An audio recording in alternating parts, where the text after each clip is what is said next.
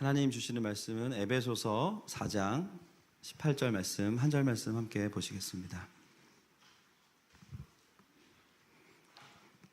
에베소서 4장 18절 말씀입니다.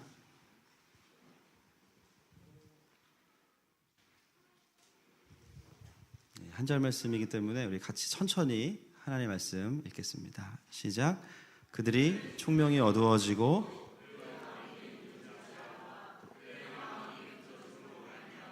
하나님의 생명에서 떠나 있도다. 아멘. 읽겠습니다. 거룩한 말씀 읽기 두 번째 기도하겠습니다. 성령님, 이미 우리의 마음을 만지고 계심을 감사합니다. 오늘 사람의 말이 아니라 하나님 아버지의 마음이 닿는 곳마다 그 생명이 살아납니다.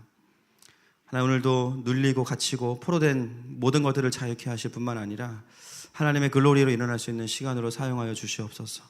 하나님, 부족한 종의 힘을 더 빼시고 오직 주의 말씀만 선포되어질 수 있도록 은혜를 부어 주시옵소서. 감사하며 예수님의 이름으로 기도드렸습니다. 저희가 이제 두 번째입니다. 거룩한 말씀 읽기 시리즈 두 번째고요. 우리 한 사람 한 사람이 이 정말 마지막 때에 살아있는 성전이 돼야 되는데, 물론 모이는 교회도 너무 중요하지만 여러분 한 사람 한 사람이 하나님의 임재가 있는 성전이 돼야 됩니다. 할렐루야. 어떻게 그것이 가능할 것이냐? 그것이 바로 하나님의 영광을 알고 하나님의 임재가 있어야 되는데, 그것이 무엇인가를 우리가 지지난주에 나누었죠. 하나님께 영광 돌리는 삶은 성취를 통해서 드리는 것이 아니라 하나님 되심을 내가 아는 것이고 그것을 고백하고 즐거워하는 것이죠. 그래서 오늘까지는 거룩한 말씀 읽기를 들어가기 직전까지의 서론과 사전 작업입니다. 우리가 하나님의 영광을 알려면 하나님의 영광을 보는 눈이 열려야 돼요. 무엇을 통해서 하나님의 영광을 보고 그분과 교제할 수 있는가? 요한일서 1장 3절 말씀을 같이 읽겠습니다. 시작.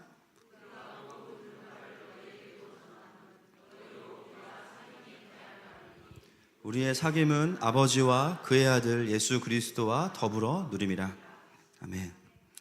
여러분, 요한은 굉장히 놀라운 신비스러운 이야기를 하고 있습니다. 여러분, 요한복음 1장에 보면 예수님을 무엇으로 표현하죠? 말씀이 육신이 되어 오셨다. 할렐루야. 그런데 그 육신인 예수님께서 다시 하늘로 올라가셨어요. 그리고 나서 우리에게 다시 말씀으로 예수님이 전해지고 있어요. 근데 그 말씀이 전해지면 그 결과가 무엇입니까?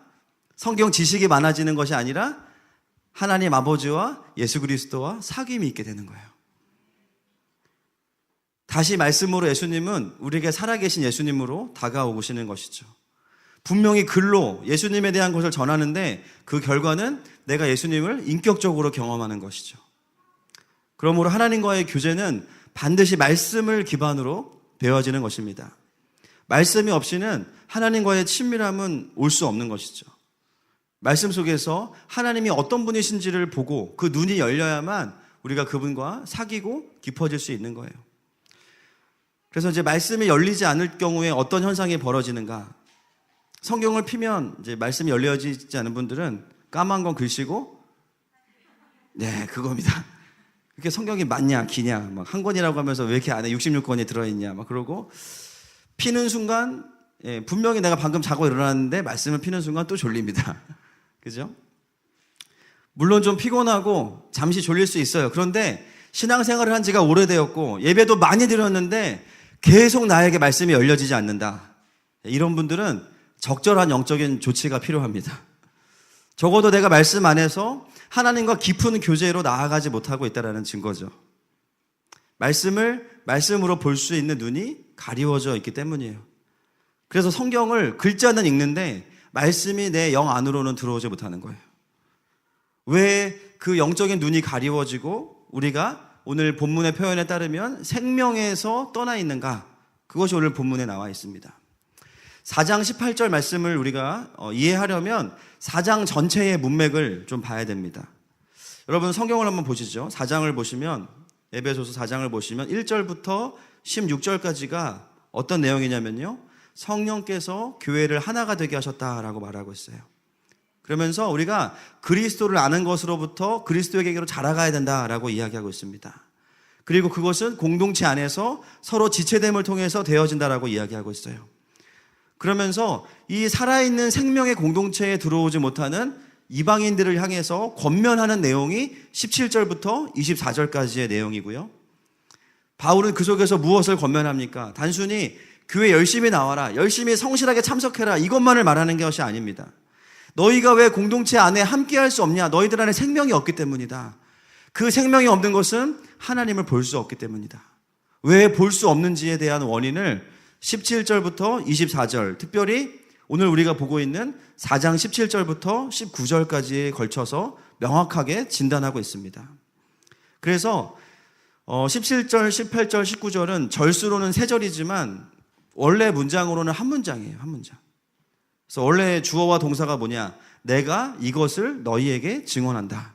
이게 전체 메인 동사와 주어입니다. 그런데 거기서 이것을에 해당하는 부분이 거의 다 끝났습니다. 18절과 19절이에요. 죄송합니다. 인상 쓰시면 제가 마음이 어렵죠. 그래서 괜히 설명했습니다. 예.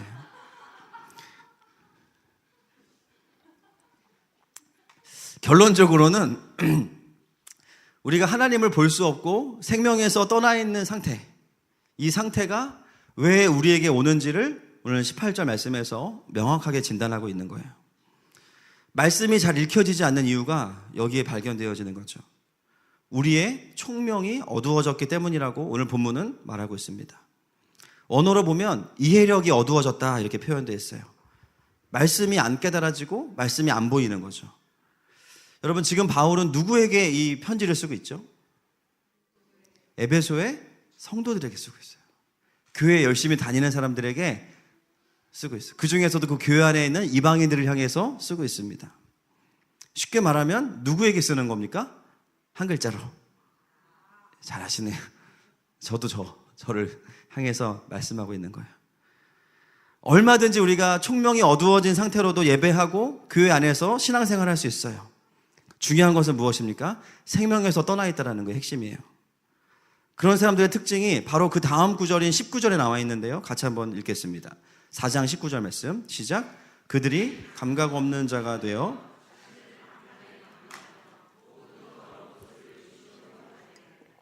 아멘.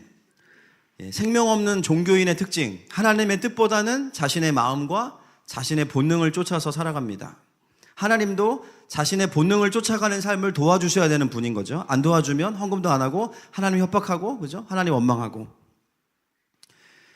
그렇게 자신의 욕심대로 살아가고 공동체와 연결되지 않고도 얼마든지 종교 생활로 교회를 다닐 수 있다는 거예요.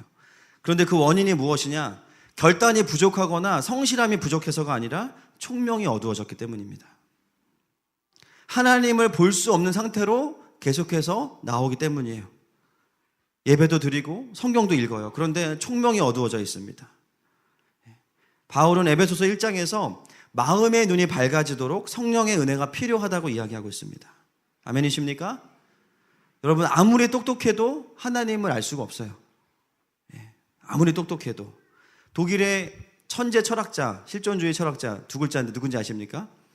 1800년도 후반에 사역했던, 사역이 아니라 교수로, 하여튼 교수하셨던 니체.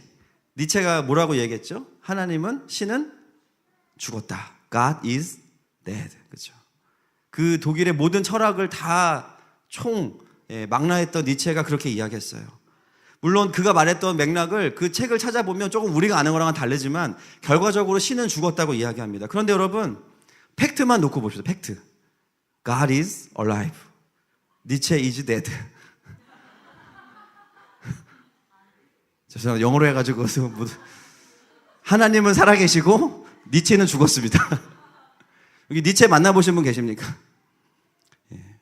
니체는요, 자신의 마지막의 노년을 정신병원에서 정신병으로 살다가 죽었어요. 여러분, 하나님은 살아계시죠? 좀 아까 찬양할 때도 막 우리랑 대화하시고, 그죠? 우리에게 찾아오셔서 함께 하시죠. 니체는 만나본 적도 없습니다. 저도 저희 두 아들의 나체는 본 적이 있지만 니체는 본 적이 없어요. 죄송합니다. 날도 추운데 제가 어제 조금 과로해가지고 어제 우리 후배들과 예배하고 왔거든요. 대학교에 가서. 그래서 좀 무리가 된 것 같아요. 네, 자, 하나님을 아는 것은 내 머리로 알 수 있는 게 아니라는 것이죠. 그래서 바울이 에베소서 1장 8절과 17절에 이렇게 기도하고 있습니다. 같이 한번 읽겠습니다. 시작.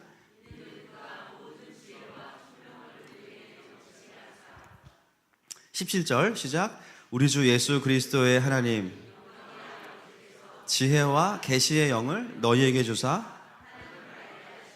아멘. 여러분, 우리가 말씀 속에 하나님을 볼 수 있는 것은 성령께서 열어주셔야 되는 거예요.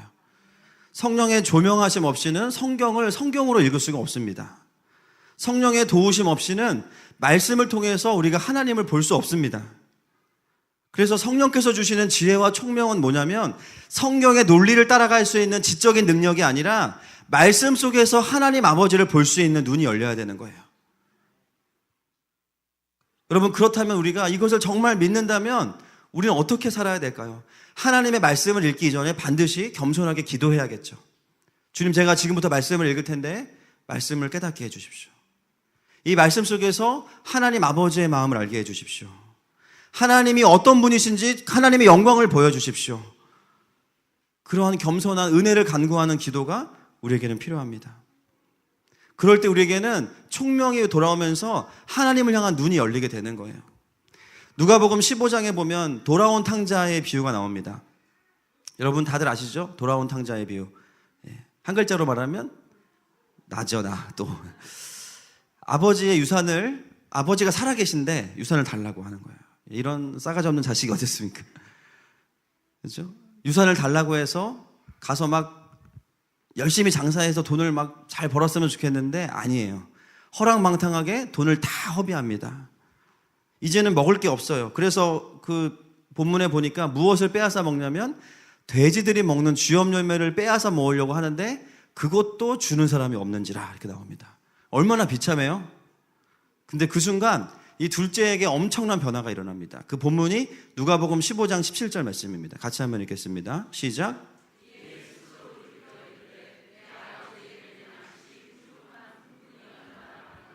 나는 여기서 줄여 죽는구나. 아멘. 이 본문을 영어로 한번 보여주시죠. 자, 노란 부분만 읽겠습니다. 시작. 네, 수고하셨습니다. 오늘 왜 이렇게 어렵죠? 그죠?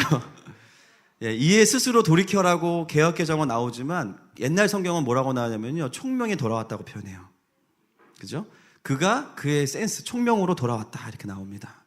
자, 넘겨주세요. 시험 되니까. 예. 이 센스라는 단어가 누가복음 15장에 나오는 탕자의 비유 전체를 해석하는 굉장히 중요한 키워드입니다. 둘째 아들에게 원래 아버지는 어떤 존재였냐면 나에게 유산을 주는 분이었어요. 그냥 유산, 많은 유산을 주는 분. 아버지를 아버지로 볼 수 있는 총명이 그에게는 없었죠. 그러니까 그가 아버지에게 요구하는 게 뭡니까? 돈 달라는 거죠. 돈. 신앙생활하면서 하나님을 하나님으로 볼 수 없는 사람들은 하나님이 어떤 대상이에요? 돈 주는 분인 거예요. 그저 복 받는 분인 거예요. 하나님께 원하는 건 그게 답니다. 그것을 위해서 열심히 치성을 드리는 거죠. 이 둘째 아들의 삶의 터닝 포인트는 언제입니까? 가장 자기의 인생의 비참한 정점에서 그의 총명이 돌아오는데, 이 총명이 돌아온 것은 무엇을 의미하냐면 진짜 아버지가 어떤 분인지를 알게 되는 것입니다. 그래서 어떻게 돼요? 아버지께 돌아오는데 어떤 마음이에요? 겸손해졌어요. 내가 우리 아버지 농장에서 내가 알바라도 해야겠다. 그래도 아버지 옆에 붙어 있어야겠다. 근데 아버지가 그 둘째 아들을 어떻게 맞이하십니까? 그를 다시 아들로, 그렇죠? 좋은 옷과 가락지를 끼우고, 그렇죠? 소를 잡죠. 그에게 총명이 돌아왔을 때 아버지가 어떤 분인지를 깊이 경험하게 된 거예요. 이 탕자의 비유에 숨어있는 두 번째 주인공은 누굽니까? 맞아요. 첫 번째 아들, 맏아들이에요. 맏아들, 동생이 돌아왔는데 기뻐해요, 안 기뻐해요? 안 기뻐하죠. 여기 맏아들이 특별히 좀 세게 얘기하시는 것 같아요. 나는 조금만 잘못해도 그렇게 혼내면서 둘째는 이쁜 거 다 해주고, 그렇죠? 축복합니다, 첫째들. 예. 천하의 불효자가 돌아왔어요. 근데 아버지가 공의롭게 다스리시지 않는 거예요. 한두 푼도 아니고 유산이면은 꽤 많은 액수를 가지고 가서 다 탕진하고 돌아왔는데 아빠가 화를 내지 않는 거예요. 오히려 그 아들을 환대하고 품어주고 사랑해주죠. 그것을 보고 이 맏아들은 분노하고 화를 냅니다. 그동안 자기는 아버지를 위해서 맏아들로서 열심히 수고하고 봉사했어요. 그래서 뭐라고 이야기합니까? 염소 새끼라도 나에게 한 마리 준 적도 없으면서 어떻게 저 아들을, 둘째를, 동생을 저렇게 맞이할 수 있냐고 화가 난 거죠. 여러분, 이 첫째가 화가 난 것은 무엇 때문일까요? 단순히 아버지가 공의롭지 않아서입니까? 아닙니다. 첫째 아들이 하는 이야기를 잘 묵상해 보면 첫째 아들의 마음의 안타까움은 뭐냐면요, 아버지가 나를 사랑해 준 적이 없다고 스스로 생각하고 있기 때문이에요.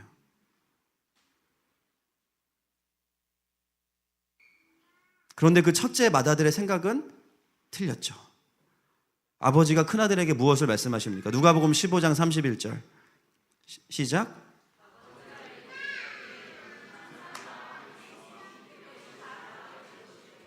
아멘.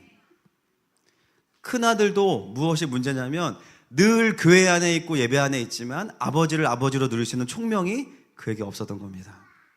그도 센스로 돌아와야 되는 거예요. 그도 하나님 아버지를 아버지로 누릴 수 있는 자리로 와야 되는 거예요. 결국은 두 아들이 다 아버지를 아버지로 볼 수 있는 총명함이 없었기 때문에 오해하고 누리지 못한 것이죠. 여러분, 하나님의 말씀인 성경이 사랑하는 하나님 아버지의 음성으로 들려지려면 아버지를 볼 수 있는 총명이 우리에게 열려야 됩니다. 아멘이십니까? 제가 오전에 설교하다가 그런 예화가 떠올랐어요. 여러분, 결혼하신 분들은 결혼 전에 남편이 써준 연애편지 다 가지고 계시나요? 예, 다 태워버리셨군요. 거짓말이니까, 그렇죠? 예. 어쩌겠습니까? 이미 이제 일은 치러졌고. 예, 그걸 우리가 간직하는 이유가 뭘까요? 연애편지를 간직하는 이유는 그땐 좋았다. 예, 사랑의 메시지가 그 속에 담겨 있기 때문이죠.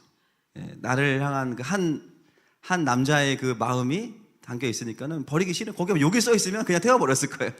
그런데 거기에 사랑의 마음이 흐르니까 너무 좋은 거예요. 오늘 버스를 타다가 네 생각이 났어. 막 시작하면서부터 맛있는 걸 먹었는데 같이 먹고 싶다. 막 이러면 막 정말 말도 안 되는 얘기들이 막 다 써있지 않습니까? 근데 그걸 읽는데 눈물이 나요. 그렇죠? 왜 그럴까요? 예. 그 편지를 쓴 사람이 나를 사랑한다는 걸 내가 알기 때문이에요. 여러분, 말씀이 우리에게 부담이 되고 어려운 이유는 다른 것이 문제가, 물론 성경이 좀 어렵지만 이 성경을 우리에게 주시는 하나님 아버지에 대한 눈이 열려있지 않기 때문입니다. 정말 이 말씀이 나를 사랑하시는 아버지의 마음으로 나에게 주어진 것이라고 내가 인정한다면 내가 이 말씀을 펼칠 때마다 다 이해는 되지 않아도 그 마음들을 읽어내게 되는 거예요. 그 총명이 없으면, 그것이 없으면 하나님의 말씀인 성경은요, 단순히 내가 복받는 비결 적힌 책이 되는 거예요. 토정 비결 같이. 아니면 내가 그리스도인으로서 지켜야 되는 규칙이 가득한 법전이 되는 거예요. 내가 여기서 하나라도 어긋나면은 나는 징계를 받을 거야. 혼날 거야. 늘 노심초사하면 성경에서 내가 뭐 어긴 거 없나. 바리새인처럼. 그거는 자유함이 아니고 묶이는 거죠. 그건 복음이 아닙니다.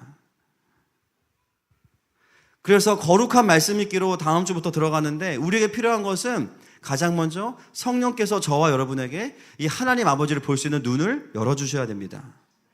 그 역사가 있기를 축복합니다. 그 총명이 어두워지는 두 가지의 원인이 오늘 본문 안에 두 가지가 있어요. 첫 번째는 4장 18절 보시면 그들의 총명이 어두워지고 그들 가운데 있는 무지함이에요. 무지함에 동그라미를 쳐놓으셔야 됩니다. 언어의 뜻은 지식의 결여지만 이것은 단순히 성경 지식 자체만을 의미하는 것이 아니라 하나님을 모르는 것을 의미합니다. 하나님을 모르니까 하나님을 모르는 거예요. 너무나 당연한데 당연하지 않죠. 로마서 1장 20절 말씀 같이 읽겠습니다. 시작.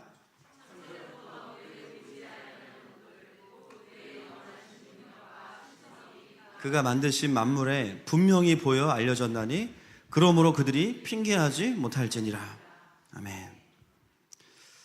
자매들 중에 이제 그런 분들 계시죠. 막 그 말이 머리를 거쳐서 나와야 되는데 그냥 나오시는 분들 계시죠. 뭐 형제도 그런 분들이 계시지만 방금 누가 얘기했는데 3초 만에 잊어버리고 막 딴소리하고 막 이제 그런 자매들을 형제들이 또 뭐라고 하면서 쫓아다녀요? 무슨 미가 있다고? 네, 어떻게 하셨어요? 백치미가 있다고 막 쫓아다니면서 막 너무 좋다는 거야, 막 그죠? 자매들에게 백치미는 매력일 수 있죠. 그런데 여러분, 하나님을 향해서 알지 못하는 것은 죄가 됩니다. 하나님을 향해서 무지한 것은 매력이 아니고 죄예요. 왜냐하면 로마서 말씀처럼 하나님이 계신다는 것을 모든 자연 만물이 선포하고 있기 때문입니다. 그래서 뭐라 그래요? 너희는 핑계하지 못할 거라고 이야기해요. 어떤 분이 죽어서 지옥에 가면서 하나님 전 억울해요. 아무도 나에게 복음을 전해주지 않았고 내 주변에는 교회가 하나도 없고 다 절밖에 없었어요. 저는 어떡합니까? 하나님 뭐라고 말씀하실까요? 야, 너네 집 앞에 피어있는 꽃 하나를 봐라. 내가 있냐 없냐? 아, 있구나, 계시구나. 구원의 지식은 아니어도 자연 만물을 통해서 창조주 하나님이 계시다는 것을 누구도 핑계할 수 없습니다. 그렇기 때문에 누구도 하나님이 공의롭지 못하고 말할 수 없는 거예요. 핑계할 수 없다는 것을 다른 말로 표현하면 알려고 하지 않는 것 자체가 죄라는 것이죠. 계속해서 로마서 보겠습니다. 21절부터 23절 시작. 하나님을 알되 하나님을 영화롭게도 아니하며 미련한 마음이 어두워졌나니 스스로 지혜 있다 하나 어리석게 되어 썩어지지 않은 하나님의 영광을 썩어질 사람과 새와 짐승과 기어다니는 동물 모양의 우상으로 아멘.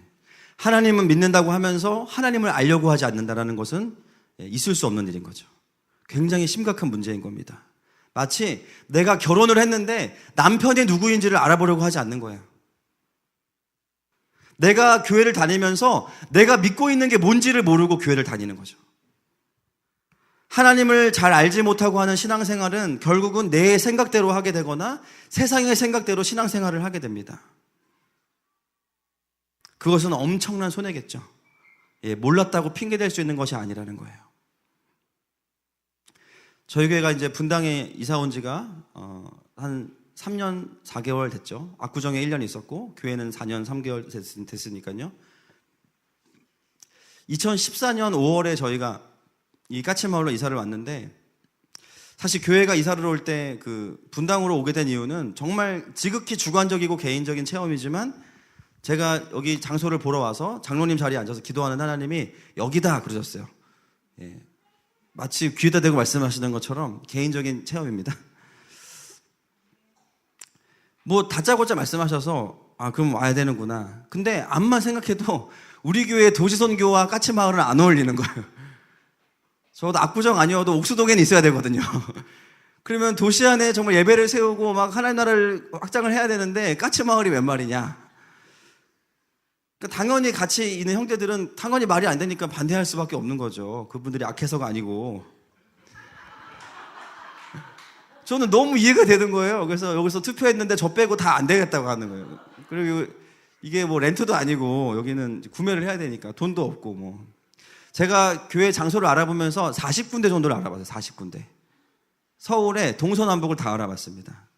그러면서 어떻게 하는 게 우리의 사명에 맞는 이 하나님 나라를 이루는 교회를 세울 수 있을까? 그 장소가 어딜까? 근데 그럼에도 불구하고 하나님께서 아예 못을 박으신 거예요. 여기다. 어떤 분들은 그러죠. 이거 교회 컨설팅적으로 맞지 않다. 이렇게 와서는 그 사명을 이루는 것에 합리적이지 않다. 이건 안 해야 된다. 그런데 하나님은 그럴 여유조차 주시지 않습니다. 때로는 우리가 합리적인 선택을 해야 될 때도 있어요. 그런데 하나님 너무 강력하게 말씀하시면 그냥 따라가야 될 때도 있어요. 아멘이십니까? 저는 그래서 그냥 여기만 보고 이사를 왔고 한 달 이상 이 주변에 뭐가 있는지 전혀 몰랐고요. 분당은 제가 지나가 본 경험밖에 없기 때문에 뭐가 있는지 몰라요. 근데 어느 날 보니까 한 달이 지나고 나서 보니까 2분 거리에 탄천이 있어요. 서울 강북 촌놈이 탄천 보고 입이 딱 벌어진 거예요. 제가. 거기에 막 상어가 왔다 갔다 하고 막 뭐 이만한 메기가 막 왔다. 물론 먹으면 이제 제가 봤을 때는 뭐 미나마타병이나 이따이병 걸릴 것 같은데 야 이게 신천지가 아니고 완전히 너무 좋은 환경이다. 막 그리고 막 대형마트 다 가까이 있고 동네 병원이 서울대병원입니다. 야 놀랍다 놀라워. 물론 각종 대형 교회가 가까이 있다는 것을 와서 알았어요. 와서 이거는 주님이 약간 속이신 것 같아요. 그러나 어차피 우리가 뭐 대형 교회와 부르심이 전혀 다르기 때문에 전혀 캐릭터가 겹치지 않습니다. 거기에 가실 분들 많이 안 오셔요. 이쪽으로. 야 그리고 분당에 이렇게 예쁜 사계절이 있는지 몰랐어요. 제가 요즘에 다니면서 정말 감탄을 합니다. 우리나라에서 가장 아름다운 불곡산이 지척에 있고, 그렇죠? 제가 그래서 시간이 지나면서 더 감사가 많아지기 시작했어요. 아무것도 모르고 왔는데 좋은 성도들이 예비되어 있고 하나님께서 원하시는 사역들이 이미 분당 안에 펼쳐져 있는데 할 사람이 없고, 물론 좀 피곤하긴 하지만 학교들마다 예배가 세워지고 있고 신우회가 세워지고 학부모님들이 모여서 예배하고 은혜 받고 지역 안에 하나님이 킹덤을 확장해가는 것들을 보게 하시고 그것들이 다른 지역 교회의 모델이 되고, 야, 신기하다. 내가 풀어갈 수 있는 게 아니구나. 한 달 넘게 지나고 나서 맨날 여기 목양실에 있다가 느낀 것은 한 달이 너무 후회스러운 거예요. 좀 일찍 알았더라면 제가 좀 다니면서 묵상도 하고 했을 텐데 너무 한 달이 아까웠습니다. 여러분, 하나님을 믿는다고 하면서 예배당은 오고 예배는 드리는데요, 정작 그분이 어떤 분이신지를 알려고 하지 않는 것은 그 자체가 죄일 뿐만 아니라 우리의 손해입니다. 아멘이십니까? 하나님을 깊이 모르는 것은 엄청난 손해인 거예요. 근데 충격적인 것은 그리고도 신앙생활을 20년, 30년 하시는 분들이 수두룩하다는 거예요.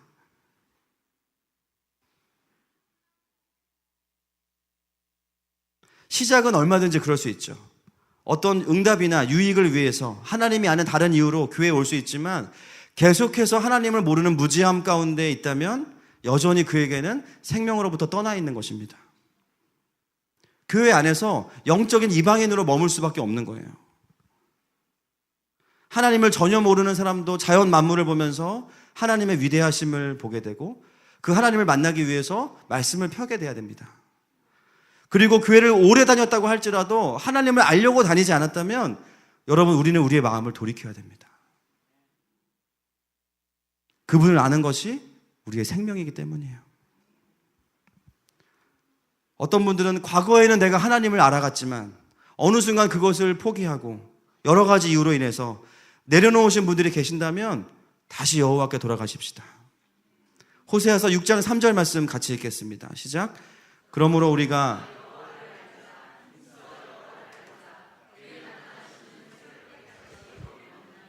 비와 같이 땅을 적시는 늦은 비와 같이 우리에게 임하시리라 하니라. 하나님을 알아야 되는데요, 어떻게 여호와를 알아야 되냐면 힘써 여호와를 알아야 되는 거예요. 힘써 여호와를 아는 거. 나에게 아무도 알려주지 않았습니다. 핑계하지 못할지니라. 야, 성경이 한글로 돼 있다. 그리고 성경을 이해할 수 있는 수많은 책들이 있어. 유튜브만 들어가 봐. 성경을 강의해 줄 수 있는 정말 좋은 목사님들이 많아. 내가 마음만 있으면 얼마든지 내가 하나님을 알 수 있는데. 그리고 우리가 하나님을 깊이 알아갈수록 우리의 예배와 경배는 깊어집니다. 여러분, 하나님은 우리가 하나님을 알기를 원하세요. 잠언 8장 17절 말씀 같이 읽겠습니다. 시작. 나를 사랑하는 자들이 나의 사랑을 입으며 나를 간절히 찾는 자가 나를 만날 것이니라. 아멘. 여러분, 우리의 무지함은 성경 지식의 부족이라기보다는 말씀도 알아야 되지만 지식도 있어야 되지만 그것이 말씀을 통해서 주어지지만 근본적으로는 하나님과 하나님의 마음을 알고 싶어하지 않는 것이 무지함의 뿌리예요. 이게 죄의 뿌리입니다. 하나님을 향한 영적인 무관심. 그 영적인 무관심은 어떻게 돌파될 수 있을까요? 하나님을 전심으로 구하고 찾는 자에게는 돌파가 있습니다. 내가 이제까지 하나님을 그렇게 알려고 하지 않았다면 마음을 새롭게 하십시다. 주님, 제가 주님을 전심으로 구합니다. 내 삶에 감당하기 어려운 어려움이 있습니까? 우리가 어떻게 해야 될까요? 문제 해결이기 이전에 전심으로 주님을 구해야 됩니다. 이 상황의 주인이신 하나님의 얼굴을 구하면서 전심으로 그분 앞에 나아가야 되는 것이죠. 내 삶을 향하신 하나님의 마음을 모르는 것이 무지함이에요. 지금 내 삶에 하나님의 마음과 뜻을 모르고 행하는 모든 것들에 대해서 여러분, 하나님을 전심으로 구하시기를 축복합니다. 그럴 때 우리는 이 무지함으로부터 돌파를 경험합니다. 두 번째는 굳어짐입니다. 굳어짐. 다른 번역으로 보면 고집스러움, 완고함 이런 뜻이에요. 말씀에 대한 이해가 없고 하나님 마음에 대해서 무지한 상태로 자신을 고집스럽게 방치하는 상태. 이것이 바로 완고함입니다. 출애굽기에 보면 모세가 바로에게 찾아가죠. 바로에게. 모세를 통해서 바로에게 무엇을 말씀하시냐면 내가 이스라엘을 구원하겠다고 말씀하시죠. 바로가 그때 어떻게 반응합니까? 아이고 주님 말씀하셨으니까 어서 데리고 나가세요. 이러면 좋겠지만 전혀 그렇게 반응하지 않죠. 그의 마음을 하나님이 강팍하게 만드셨어요. 그 강팍하다와 고집스럽다라는 말이 같은 뜻입니다. 결국 그 결론은 뭐냐면 애굽 군대의 패망으로 끝나죠. 하나님이 상실된 채로 그냥 내어버려 두는 것 자체가 엄청난 징계고요. 그 고집스러움으로 살아가는 것 자체가 완고함인데 이 완고함을 가진 사람은 총명이 어두워져 있기 때문에 예배를 드려도 은혜를 못 받는 거예요. 성경을 펴도 말씀이 들어오지 않는 거예요. 무지함이 교만함과 만났기 때문에 굳어져 버린 것입니다. 쉽게 말하면 하나님 마음도 모르면서 겸손하지도 않은 거예요. 하나님 계시면 나와보세요. 내가 기다릴게요. 알아서 좀 해보세요. 하나님 계시다면서요. 나 좀 바꿔보세요. 나는 그냥 여기 있을게요. 여러분, 이런 태도로 있는 것 자체가 하나님을 향한 반항이에요. 이런 상태로는 하나님이 여러분들을 만질 수 없습니다. 왜냐하면요, 하나님이 전능하시지 않아서가 아니라 인격적이시기 때문에 우리를 만지실 수 없는 거예요. 내 상태가 하나님을 원하지 않고 있기 때문이에요. 하나님은 긍휼의 아버지이시지만 교만한 사람은 별로 좋아하시지 않습니다. 사실은 하나님께 우리가 필요합니까? 우리에게 하나님이 필요합니까? 우리에게 하나님이 필요하죠. 정말 그걸 안다면 겸손하게 나아가야 돼요. 은혜가 없으면 은혜 한번 줘보세요. 이게 아니라 하나님 제가 전심으로 엎드립니다. 저에게 은혜를 주십시오. 중심으로 하나님 앞에 겸손하게 낮아지는 시간이 말씀을 보기 전에 반드시 우리에게 있어야 되는 거죠. 거기에 한 가지가 더 있습니다. 고린도후서 4장 4절 말씀 시작. 그 중에 그리스도의 영광의 복음의 광채가 비치지 못하게 함이니 아멘. 무지하죠. 고집스럽죠. 버티고 있죠. 근데 거기에 누가 도와주냐면은 세상의 신이 믿지 않는 자들을 혼미케 하는 거예요. 야, 만능이에요, 만능. 은혜 못 받는 구조로 살아가는 거예요, 계속. 그죠? 사단이 그 말씀을, 길가에 떨어진 말씀을 또 뺏어가요. 그나마 은혜도 안 받는데 주일날 와서 좀 몇 마디 들었는데 나가면서 다 까먹어. 놀러 갈 생각하고, 그죠? 당장 근심이 찾아오고 염려가 찾아오니까 오늘 내가 예배 왜 드렸지? 뭐 들었지? 없어요, 마음속에. 말씀이 없어요. 설교도 남지 않고 성경을 읽어도 쌓이지 않는 모든 조건을 다 갖추고 있는 거죠. 어떻게 우리의 눈이 열려야 할까요? 마가복음 4장에 있는 것처럼 네 가지의 열매를 맺는 그 밭의 비유, 마지막 밭, 좋은 밭, 옥토밭. 완전히 그 마음이 갈아엎어져야 됩니다. 하나님이 은혜를 안 주셔서 내가 은혜를 못 받는 게 아니라 내 마음밭이 엉망진창인 거예요. 어떤 사람은 길가, 세상의 생각이 마음대로 오고 가기 때문에 그냥 오고 가면서 말씀을 다 가지고 가버리고요. 어떤 사람은요, 돌밭이에요. 깊이가 없으니까 말씀을 받아도 은혜가 있는 것 같은데 눈물 한 방울 흘리고 나면 말씀이 열매를 못 맺는 거예요. 어떤 사람은 가시밭입니다. 재리의 유혹과 그렇죠? 세상의 염려로 인해서 말씀이 뿌리를 못 맺고. 여러분, 우리의 마음밭은 우리가 갈 수 있는 게 아니에요. 누가 우리의 마음밭을 갈아야 됩니까? 농부가 갈아야죠. 농부가 누굴까요? 하나님이시죠. 아멘이십니까? 우리는 어떻게 해야 되는가? 하나님 앞에 나아가야 됩니다. 그것이 예배입니다. 예배 중에 하나님께서 말씀을 받아낼 수 없는 내 마음의 밭을 기용하시는 거예요. 상처에 쪄들고 염려에 눌려있고 하나님을 향한 기대감이 없고 영적인 무관심 가운데 있는 우리의 마음을 정직하게 주님께 올려드리는 거예요. 그럼 주님께서, 성령께서 우리를 터치하시면서 우리의 마음밭을 기경하십니다. 그러면 총명이 열리면서 말씀이 들려지기 시작하는 거죠. 말씀의 눈이 열린다는 것은 득도하는 게 아니라 내 삶에 말씀하시는 하나님을 아는 것입니다. 문제 위에 계신 하나님의 큰 계획과 그림을 보게 되는 거예요. 그러므로 성경 읽기는 내 삶에 하나님을 만나는 거룩한 시간이겠죠. 그것을 위해서 우리의 마음의 눈이 열려야 되고 총명을 주셔야 되는 겁니다. 여러분, 이것이 바로 신앙생활의 시작입니다. 시작. 당장은 말씀이 잘 안 믿겨지거나 눈에 안 들어올 수도 있어요. 그런데 중요한 건 뭐냐면요, 그 상태로 솔직하고 겸손하게 기도하시면 돼요. 거기서 성경을 덮으면 절대 안 됩니다. 하나님, 이거 아무리 봐도 까만 건 글씨고 흰 건 종인데 가르쳐 주십시오. 나의 무지함과 완고함을 인정합니다. 회개합니다. 겸손하게 주님 앞에 엎드리겠습니다. 그렇게 정직하게 나아가면 강팍하게 하시는 분도 하나님이시지만 풀어주시는 분도 하나님이세요. 은혜가 온다니까요. 아멘이십니까? 성경이 읽혀지고 성경이 재밌어지는 거예요. 그 말씀 속에 내가 영광과 임재를 경험할 때 성경 속의 하나님이 내 삶 속의 하나님이 되시고, 내 안에 있는 의심과 상처와 어둠이 거쳐지는 것을 경험하면서 나도 모르게 감탄이 나오는데, 이게 바로 경배죠. 그때 하나님 영광을 받으시는 거예요. 그래, 네가 이제 포인트를 잡았구나. 내가 그런 아버지다. 내가 네 인생에 그런 아버지야. 하나님을 더 깊이 아는 것을 가리우는 것들을 이 시간 성령께서 갈아엎어 주실 겁니다. 아멘이십니까? 우리는 정직하게 나아가서 그분께 우리의 마음을 드리는 거예요. 이 시간 함께 좀 기도하면 좋겠습니다.